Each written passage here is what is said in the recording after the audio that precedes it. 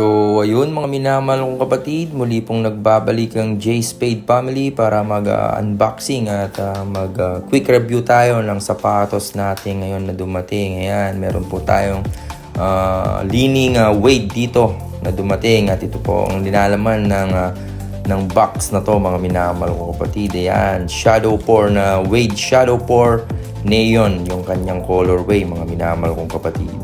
So ito nga pala yung details ng sapatos mga minamahal kong kapatid. Ayan, side details, may mga logos dyan na maliliit na bilog-bilog. Tapos meron siyang pirma dyan ni Dwayne Wade sa may sintasan mga minamahal kong kapatid. Tapos yung pagka-black niya mga minamahal kong kapatid, ang ganda. Ang kintab sa mata mga minamahal kong kapatid. Tapos sa other side naman meron siyang parang DNA na design. Tapos meron din siyang logo sa may likuran naman mga minamahal kong kapatid. Tapos yung kanyang outsole naman, yan, kanyang apakan. Ganda yung pattern mga minamahal kong kapatid. Tapos nabagay talaga yung color talaga na puti. So ayan, may mga other details din. Yung pagkatahi niya mga minamahal kong kapatid, iba-iba yung iba-iba yung kulay. Tapos yung color niya mga minamahal kong kapatid, ang ganda ng combination talaga mga minamahal kong kapatid. So ayun mga minamahal kong kapatid, 10.5 nga pala to. Try natin isuot at tingnan natin kung anong itsura niya sa paa mga minamahal kong kapatid. Tapos i-try natin din na spike test mga minamahal kong kapatid kung makapit ba talaga.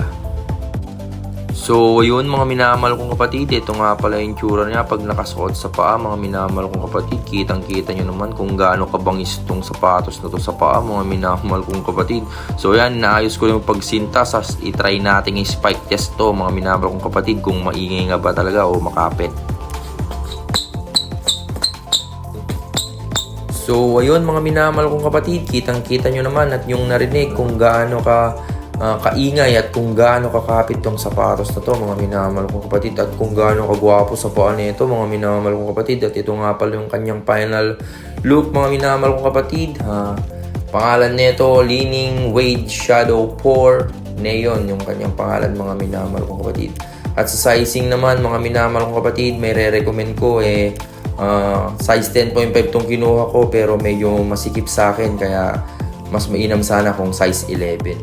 Sa totoo lang mga minamahal kong kapatid, size 11 talaga ako or 11.5 pero sa iba naman kasi yung mga sizing ng mga sapatos depende sa brand. So ayun mga minamahal kong kapatid, mas maganda kung isuot nyo na lang para makuha yung tatamang sukat nyo mga minamahal kong kapatid. So ayun mga minamahal kong kapatid, hanggang sa muli and God bless po.